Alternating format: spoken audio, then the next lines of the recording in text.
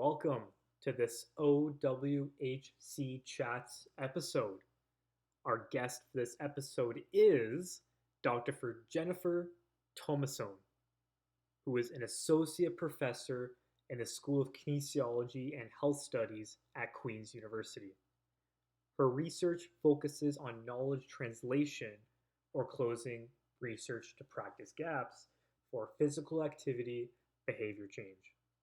She was part of the expert panel that developed the Canadian 24-hour movement guidelines for adults, and she serves as the knowledge translation lead for the guidelines, which means she spends a lot of time trying to get Canadian adults to move more, reduce sedentary time, and sleep well. She is also passionate about promoting physical activity to persons with disabilities as she co-directs Revved Up, an adapted community-based exercise program for persons with physical and intellectual disabilities in Kingston. In her spare time, she enjoys indoor cycling, yoga, cooking, and spending time outside with her family. With that said, here is our OWHC Chats episode with Dr. Jennifer Tomasone.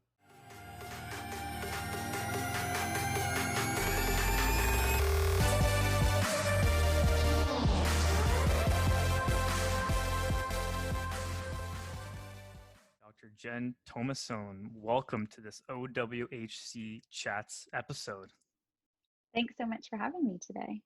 What we're going to do with this episode is educate our listeners on something that they might not be too aware of, and share a little bit of your world to them and how that can add a lot of value to them when it comes to workplace health. So I think you're the perfect guest to have on right now. Oh, well, thanks.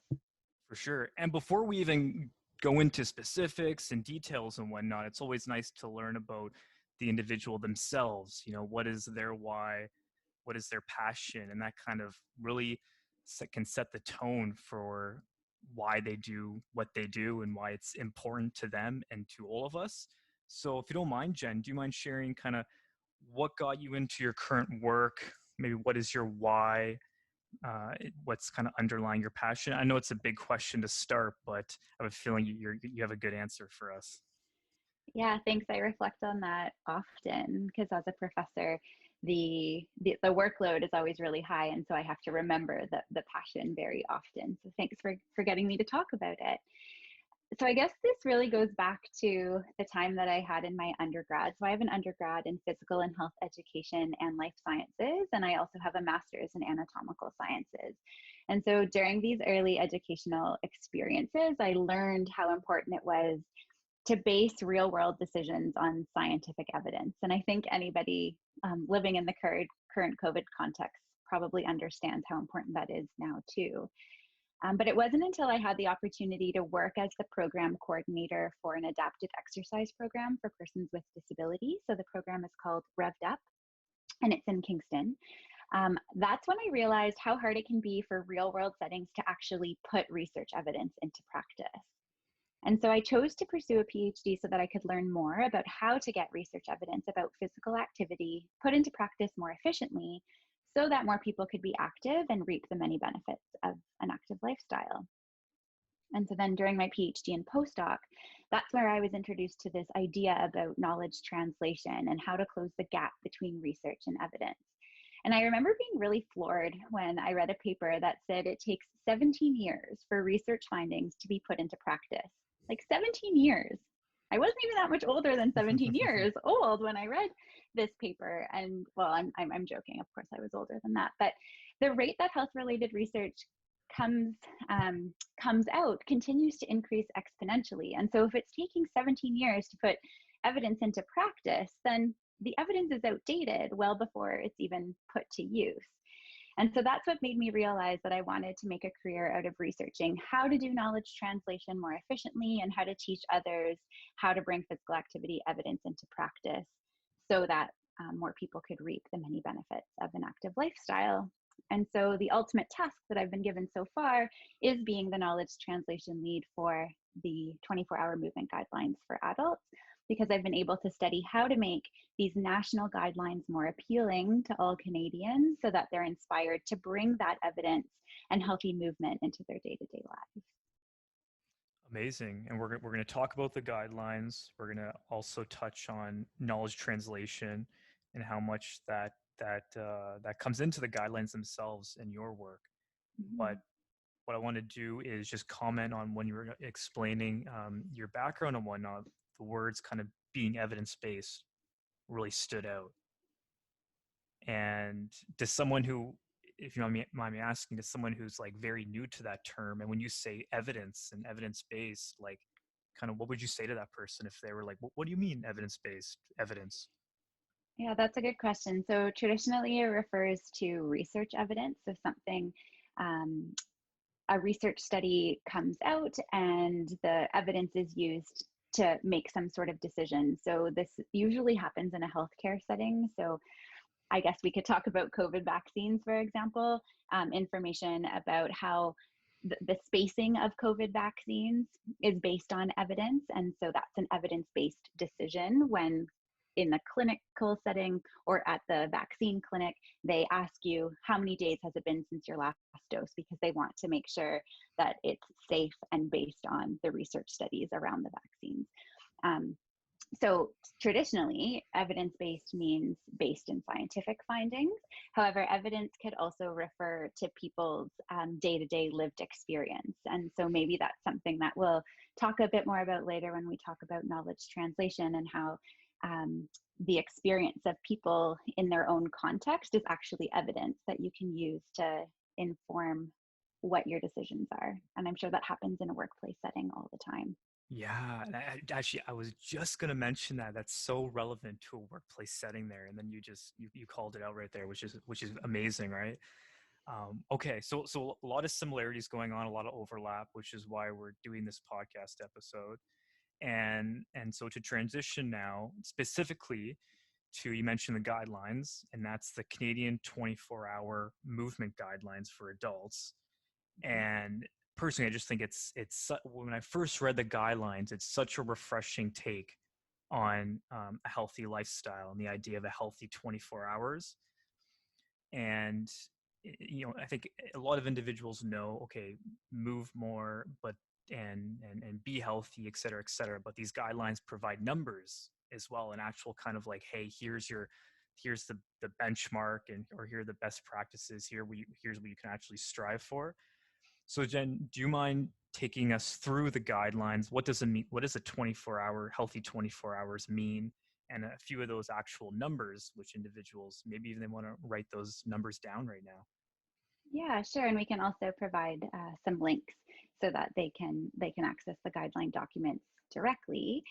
And so maybe I'll just link in from our discussion around evidence-based. And so the way that movement guidelines get created is that all of the scientific literature around how much movement produces what sorts of health outcomes gets synthesized together and examined by a team of experts from across the country, and then synthesized into very brief statements. So the recommendations are basically evidence-based in that they are an accumulation of all of the scientific evidence in the area, and expert consensus opinion has arrived at these recommendations. And so they're credible, a transparent process has been used, and so people can have confidence in knowing that these guidelines are the real deal. And actually, we're really proud in Canada because we've been leading the way for developing 24-hour movement guidelines. So we now have them for across the entire lifespan, from the early years, from 0 to 4 years old. We have recommendations that are different from children and youth, so from 5 to 17 years old. And then most recently in October, we released the ones for adults 18 to 64 and then 65 plus years as well. And so we've always been the first to put out these 24-hour movement guidelines, and we're really excited about them because they offer clear direction on what a healthy 24 hours looks like. So if listeners think about the time, the way that they spend 24 hours and the postures that they're in those 24 hours, they probably spend some time sleeping. Hopefully they're spending some time sleeping. they're spending some time moving their bodies, not necessarily exercise, but moving their bodies. And then they're spending some time sedentary. And so perhaps that's laying down or being seated. And so the reason 24-hour movement guidelines are unique is because they don't just focus on a single movement behavior. For example, in the past in Canada, we've only had physical activity recommendations, but now these movement guidelines look at how physical activity, sedentary behavior, and sleep integrate together. And so if you think about, if you take away sleep time, that sleep time has to go somewhere, and it's either going to more movement time or it's going to more sedentary time. And so that's the idea of how these movement behaviors integrate. When you're not spending time in one, you're spending time in another, and the composition adds up to 24 hours. And so that's why they're called the 24-hour guidelines. And so just before I get into the recommendations, I want to get some buy-in around why it might be important to think about these. And so we talked about the synthesis of the evidence with respect to the dose of each of the behaviors with respect to health outcomes. And so the health outcomes that we looked at were things like decreased risk of death, decreased risk of cardiovascular disease, type 2 diabetes, several cancers, anxiety, depression, dementia, and weight gain. And so adults who follow the recommendations will see health benefits in all of those areas, as well as improved bone health, improved cognition, improved quality of life. And for adults who are 65 and older, they would also benefit from a lower risk of falls and fall-related injuries. Now, these are all longer term benefits that listeners would see as they perform the behaviors consistently over time. But we also know that there are short term benefits like improved outlook on life, being in a better mood, or having a greater sense of well being. And so those are all things that we want to feel every day, but especially now as we're coming out of the pandemic, those are good outcomes that any one of us might want to experience and would see just from making a few small changes. And so I can go now into the recommendations if that's okay. Yeah, and I'll just emphasize, I think this is such an important point about how even you mentioned prior guidelines were very purely kind of physical activity focused, but there's more than just a physical activity component. It's sleep, it's reducing sedentary time. So it's not about, being on a treadmill for 5 hours a day or 7 hours or anything like that. So it's there's more to it, which these guidelines have outlined for individuals. Yeah, definitely. And you've actually spoken to one of our taglines. So one of our taglines is move more, reduce sedentary time, and sleep well. And so even if listeners can just remember those three things, then they'll be on their way to making their whole day matter, which is another one of our taglines. And we'll talk a little bit more later around how those taglines were created. And so you're right, Nathan. Following these guidelines can help Canadians make their whole day matter, make the most of the 24 hours that they do have. We aren't sending the message that you have to add more to your day. We know time is a barrier to doing anything in today's society. It's just more about making the most of the time that you do have and trying to think about how you can make these movements and these different postures work for you throughout your day so that you experience health benefits. And so I'm going to talk about three different core recommendations. So the move more, reduce sedentary time, and sleep well. But it's important to note that all types of movement matter, and really it's the balance of these that's required for best health. And so it is important to think of all three and not just any one of these in isolation. So if we want to think about moving more, it's important that movement gets added throughout the day and that we include a variety of types and intensities of physical activity. So listeners will want to aim to accumulate at least 150 minutes per week of moderate to vigorous aerobic activity. So moderate to vigorous aerobic activity means it's continuous movement, so things like walking, swimming, jogging, cycling, at an intensity where it is getting a little bit tricky to continue a conversation while you're doing it. So you want to do that for about 150 minutes per week or more. You also want to incorporate muscle strengthening activities at least twice a week. And so muscle strengthening activities, everyone thinks about it as weightlifting, but it doesn't have to be weights. It can be using your own body's resistance, doing any sort of isometric type training. So things like you could hold a plank, or you could do some squats without heavy weights. Anything that is going to make your muscles feel like they're working harder than they would on a normal day, then that's considered muscle strengthening. And then moving more is also about several hours of light physical activity. And so that includes things like standing. And this is the first time that any sort of physical activity guidelines has called out the importance of light physical activity. And we know that light physical activity matters. So little things like taking your dog for a walk, playing with your kids at the park, doing your housework or your gardening, and even standing all contribute to your healthy movement profile. And so when it comes to moving more, one other recommendation for those who are 65 and older is that physical activity should also include activities that challenge balance to help reduce the risk of falls.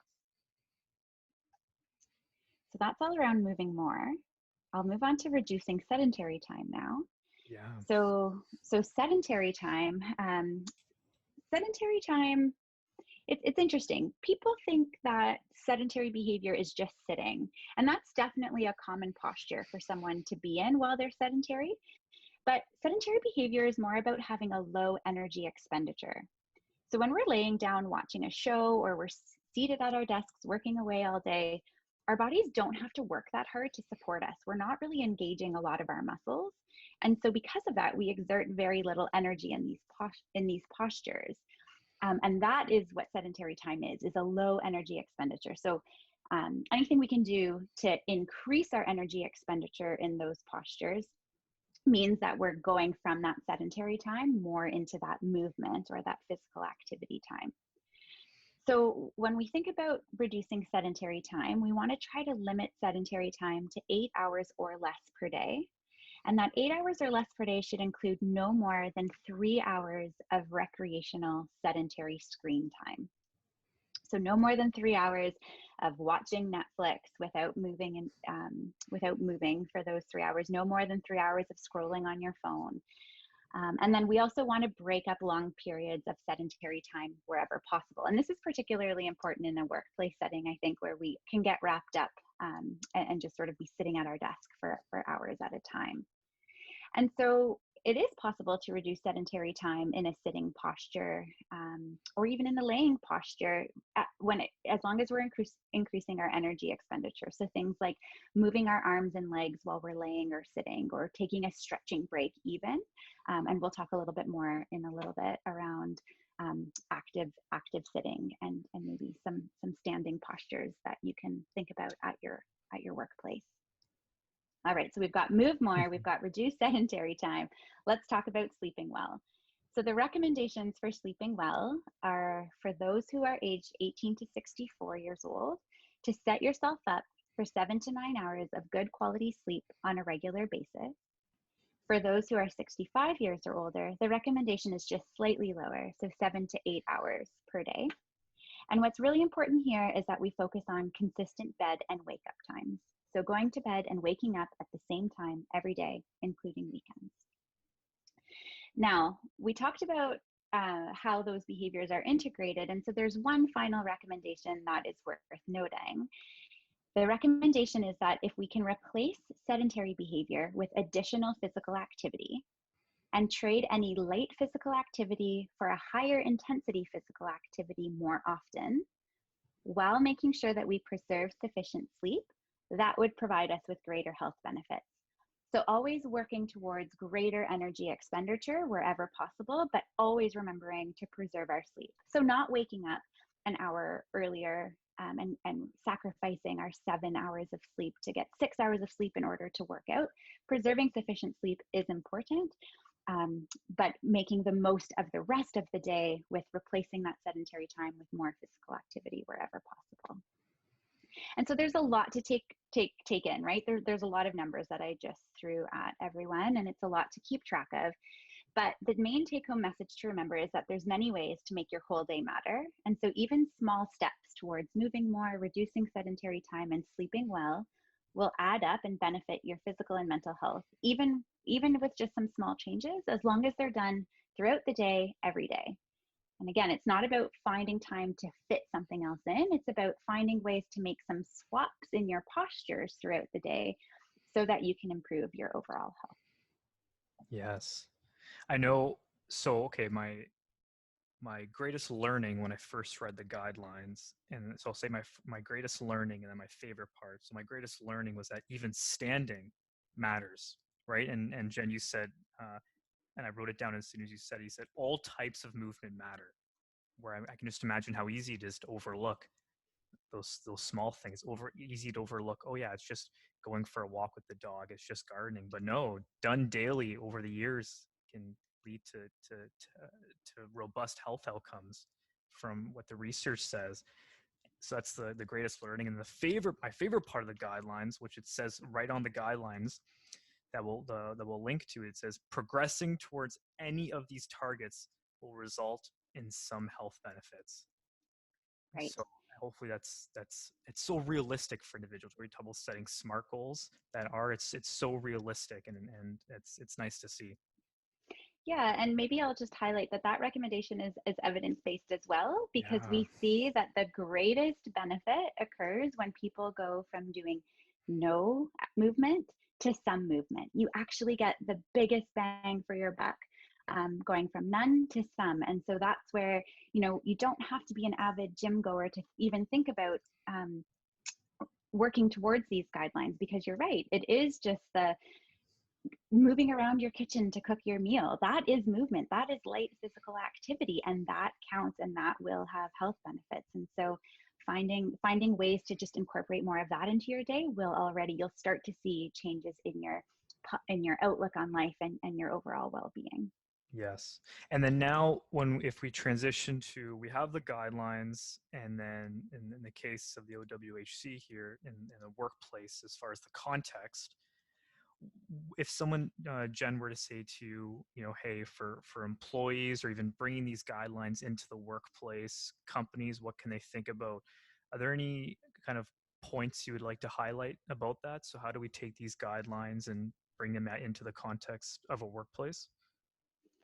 Yes. And so I get asked a lot for tips. And so I'm going to share a few that I think will resonate for employees or who are adults, regardless of their employment status, because we know that the movement behaviors are important to everyone. And so then Yes. maybe later on, I'll share some for employers and how they can help support their employees as well as themselves in following these guidelines. Okay, so my first tip that I think any adult could follow is to try to take physical activity snacks.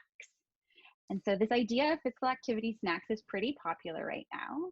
The idea being the more that we snack or that we engage in bursts of physical activity throughout the day, the more energy we're going to have.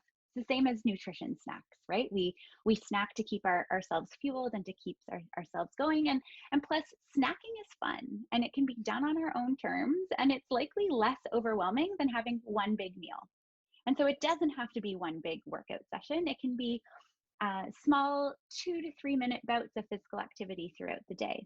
In fact, physical activity bursts can be as short as 1 minute long and as simple as things like taking the long route to get to the bathroom from your desk, just so you can sneak in a few extra steps. It might mean doing 10 squats beside your desk or stretching for 10 minutes in between your work meetings or while you're watching a show at night.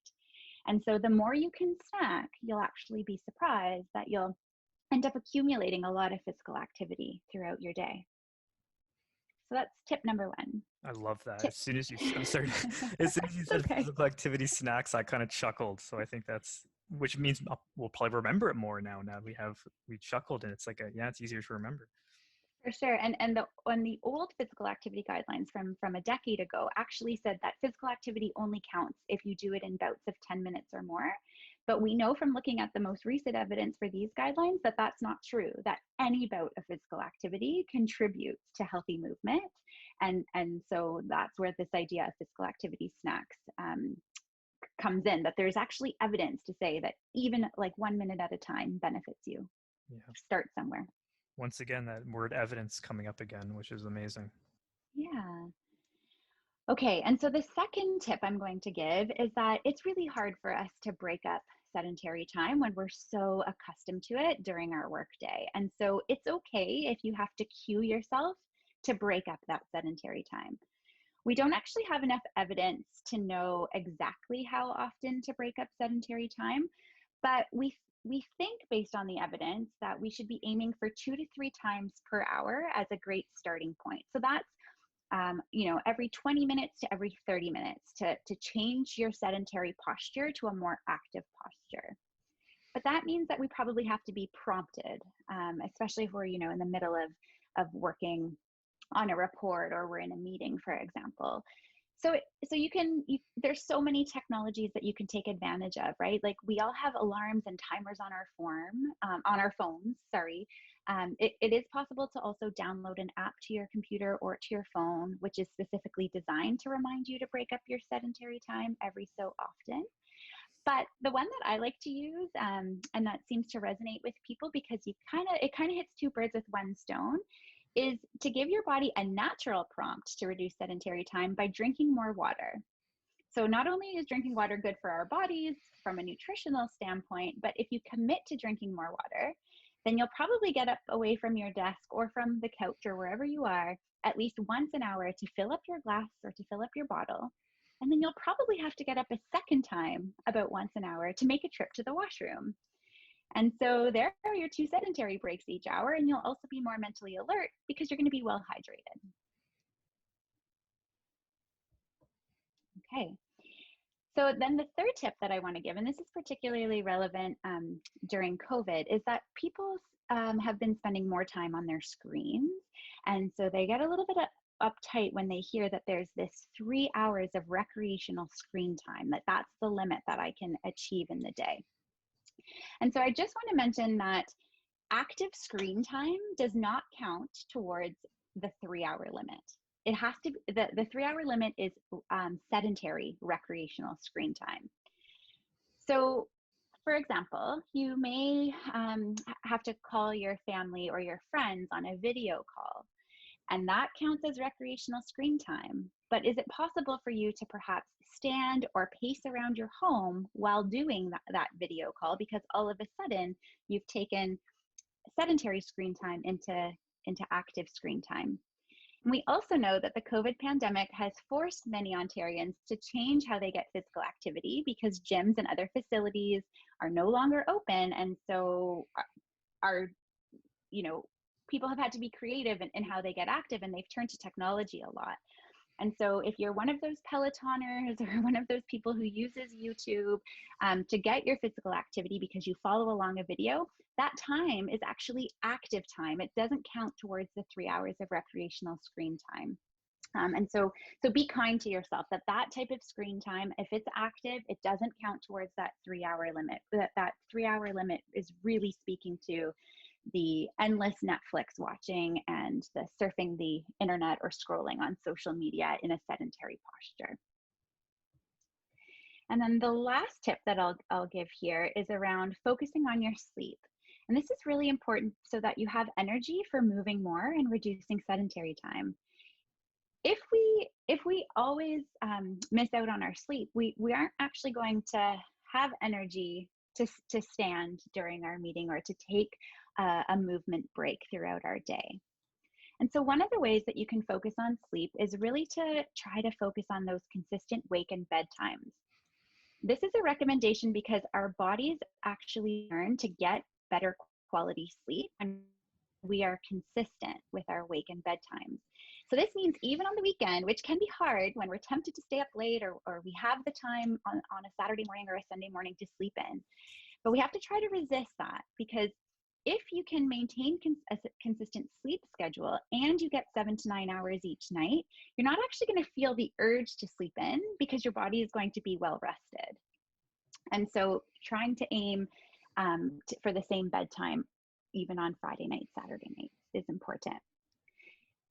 Also, another tip for getting a good night's sleep is to establish a calming and consistent bedtime routine that does not involve screen use. We know that the blue light from screens keeps us awake.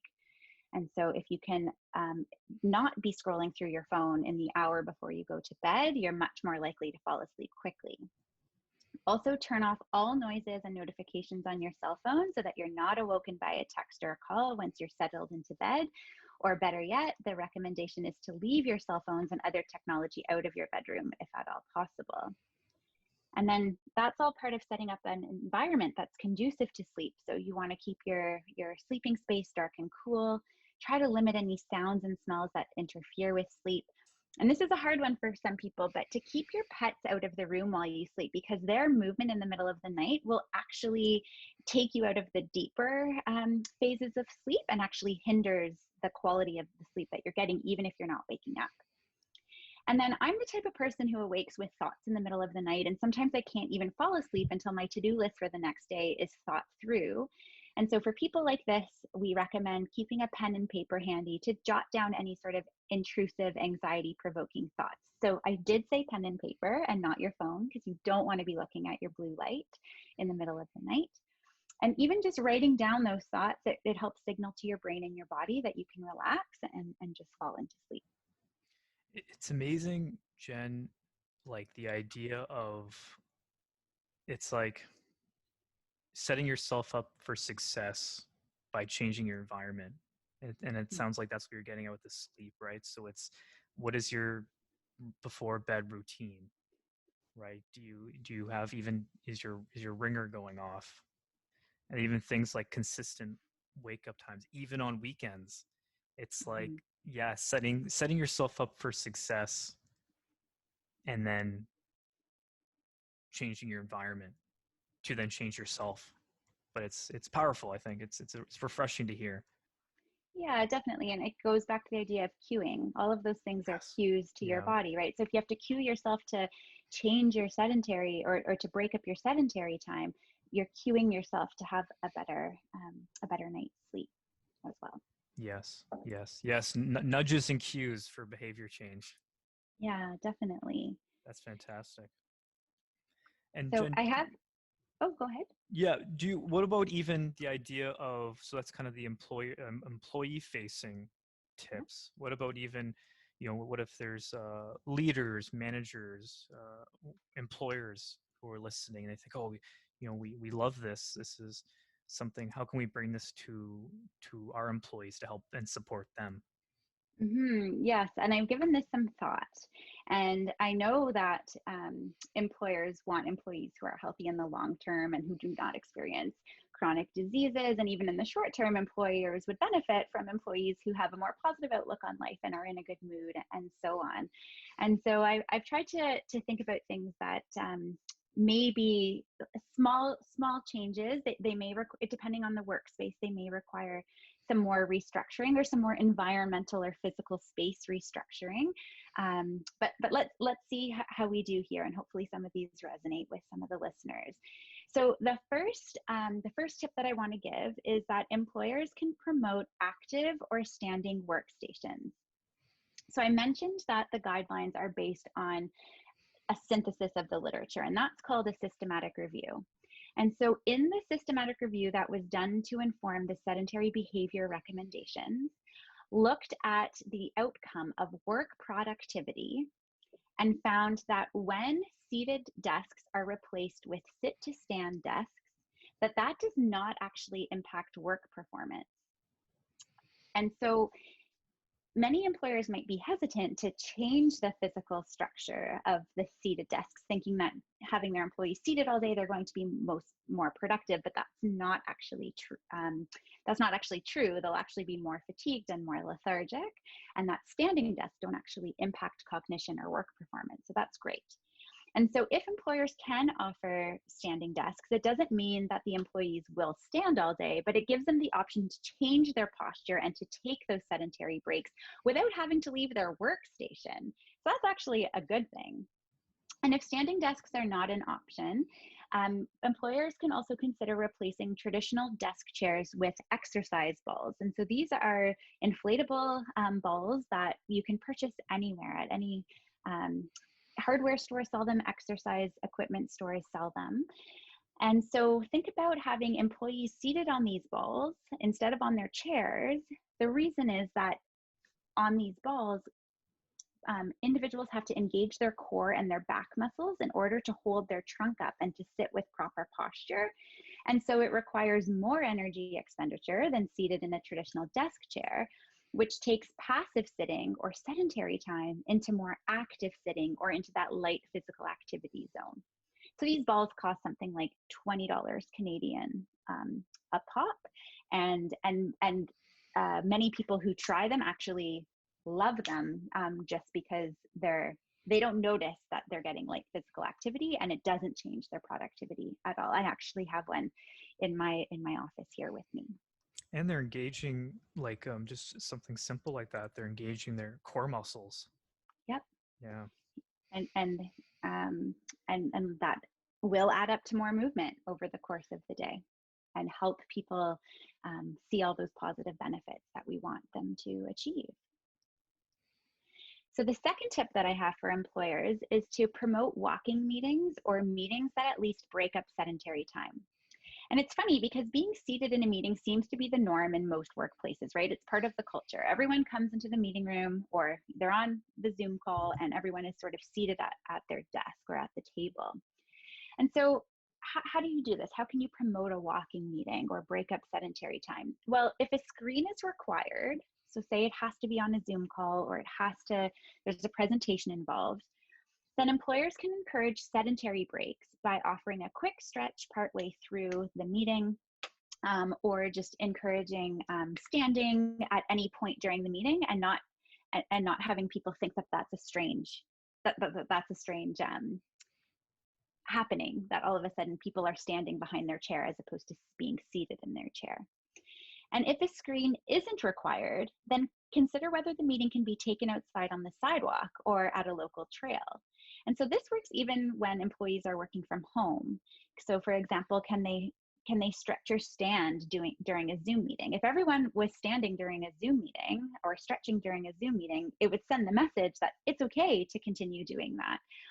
Or if a screen isn't required, could headphones be used? And can you encourage everyone to head outside for a walk during the conference call? And so these are all some ways that you can encourage some more active meeting time. Another tip that I have is to try to engage the employees in friendly challenges.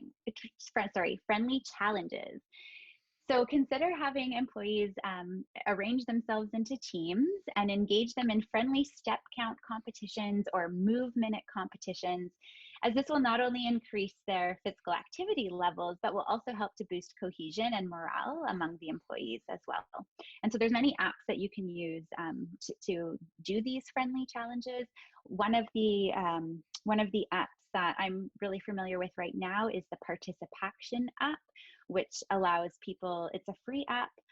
People can sync any sort of activity tracker that they may have, like a Fitbit or an Apple Watch, and people can arrange teams, their own teams, and yeah, it has been used in workplaces and has been shown to do the things I just said, to boost cohesion, to boost morale, and boost physical activity levels as well.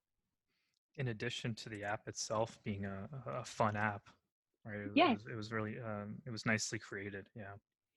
And that app actually has lots of information beyond just the challenges that can be done in the app. It is really an information giving app. So employees could learn a lot about movement. It has videos for how to do strength training, for example. It has tips on how to increase physical activity for mental health or for physical health, and so on. Yes. And Jen. So then another tip. Oh, sorry, go ahead. Yeah, and do you even think, because you mentioned just the word cohesion there, it's like it's you get this amazing, not amazing, but also evidence-based outcomes of doing this and having an impact on health, but then just this other indirect but significant effect of cohesion, morale as well. Yeah, so it can be used as like a team building intervention primarily, and a secondary outcome could be physical activity or decrease in sedentary time, or you could promote it the other way. You could promote it as a physical activity, like we're working on this to to move more. And then the secondary outcome is the cohesion and the morale. So you can pitch it to your employees in whatever way you think would resonate more with them, knowing that it has all these other trickle over effects. Yeah, very potent. Yeah, fantastic. Do you have any more kind of employer thoughts? I do. I have two more. So the fourth one is to promote a reduction in screen use in the evening and encourage physical activity throughout the day. So I've talked about how all behaviors in the guidelines are interrelated and impact one another. So the later your employees are watching TV or Netflix at night, or the later that they're working on their laptops, finishing off a report or sending emails, work-related emails, or any emails for that matter, the less likely they are to get a good night's rest, which will leave them feeling fatigued the next day, which means that they'll actually be less productive and spend more time sedentary and less time active during their workday. And so then it becomes this vicious cycle. They're not going to get their work done during the day, then they're going to stay up late to finish their work, and they're not going to get a good night's sleep. And so this is really a downward spiral. And so if you want your employees to function optimally during the day, then encourage them to avoid screens. So don't expect employees to be on their computers or their phones for work at all hours if you want to help ensure that they achieve sufficient sleep.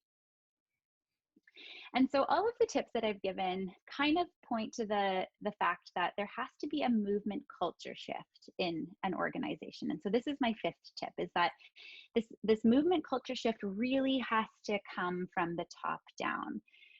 So it's going to require the modeling of the behaviors by the employers, by the managers, by the administrators to really send the message that movement matters to this organization. So employers can start considering whether and how their organization's operating practices encourage employees to move more, reduce sedentary time, and to sleep well, and whether they themselves need to make some small changes to their movement behaviors to set that good example for their team.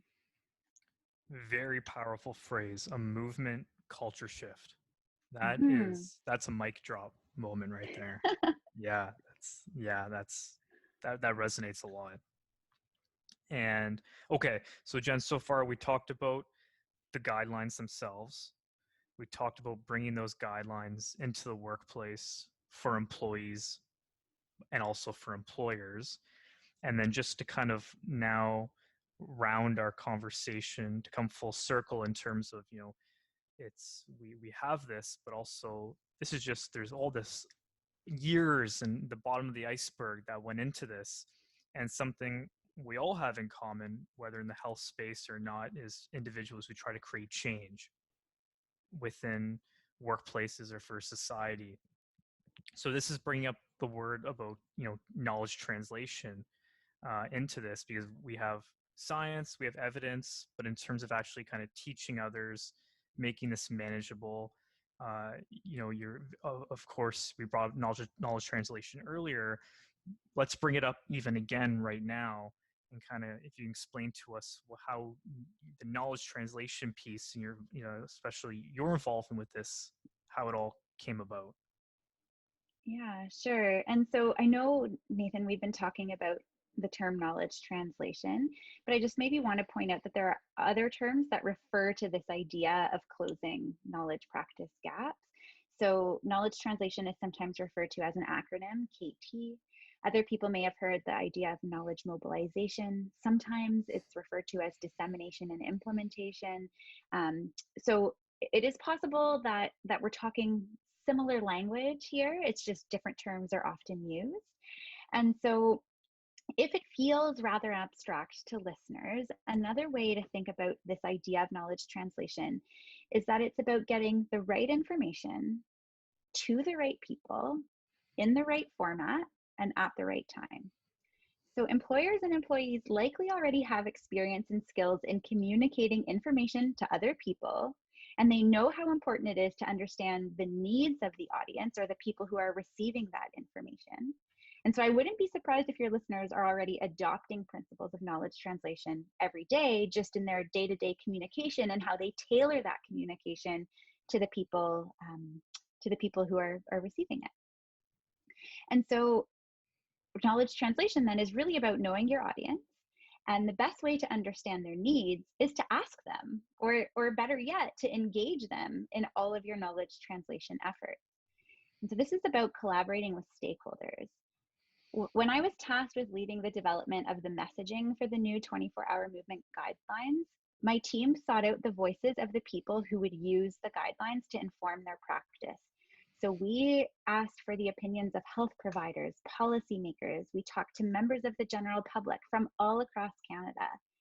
And we asked them what information they wanted to hear and how and when they wanted to receive it. And what they told us was that they didn't want to hear the word guideline, and they didn't want to hear all of the numbers, because the numbers were confusing. They wanted generic messages. And they actually told us that the tagline, move more, reduce sedentary time, sleep well as the tagline, make your whole day matter, that those generic messages were going to give them the most confidence, so that they wouldn't feel bombarded with a ton of numbers about minutes and hours that were hard to keep track of. They would rather hear in the back of their head every day, Jen, make your whole day matter. Is there something you can do right now to move more, reduce sedentary time, and to sleep well, as opposed to how many minutes did I do and did I get enough sleep? And so, starting with those generic messages, and once you're on track with those ideas, then working towards meeting the thresholds is really what Canadians told us. And so that's what we did. That's why a lot of our messaging doesn't have numbers. It has those messages instead. And so it was important for us to integrate the perspectives of these people who are actually going to use the guidelines, and not just what the researchers thought was important, because we wanted the guideline messages to resonate for those who the guidelines are created for. And so if any listeners are thinking about trying to really dive into knowledge translation and how do I collaborate, I have, I think, 2 take-home lessons that I've learned.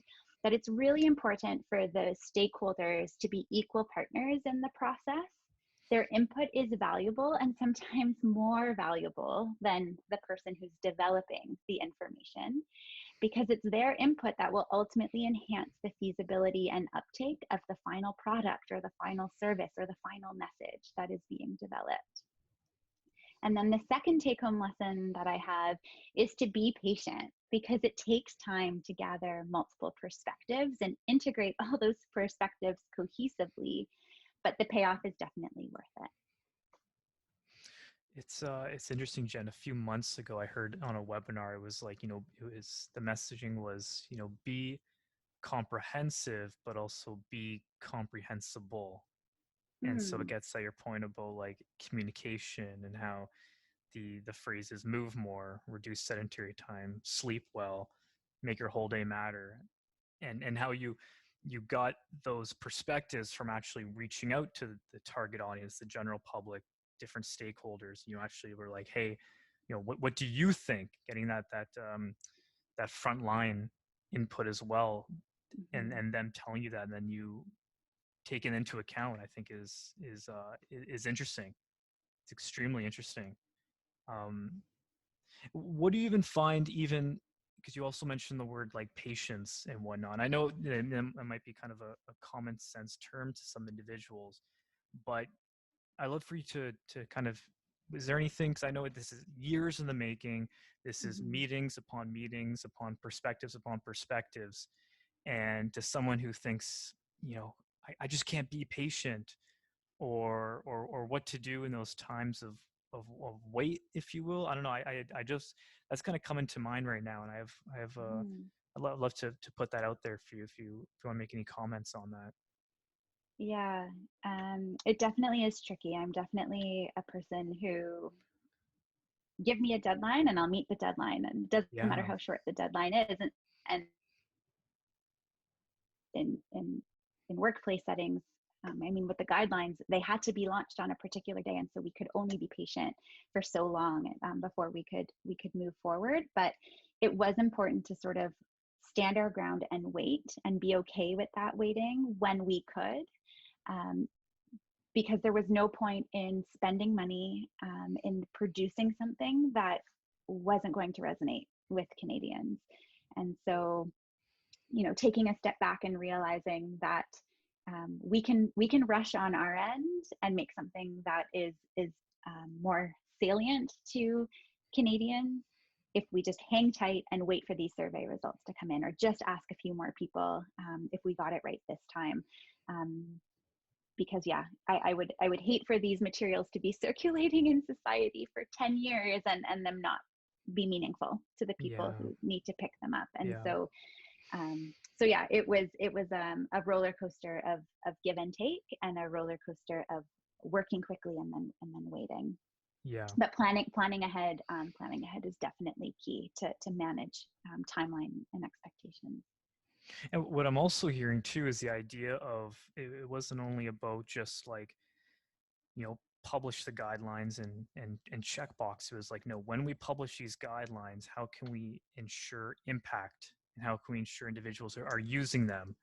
And I think that's unique. Wouldn't you agree? Because it's one thing to just publish something, create something, but to actually be like, hey, how do we actually really help Canadians and actually get them acting on this, closing, like you said earlier, that research to action to knowledge gap?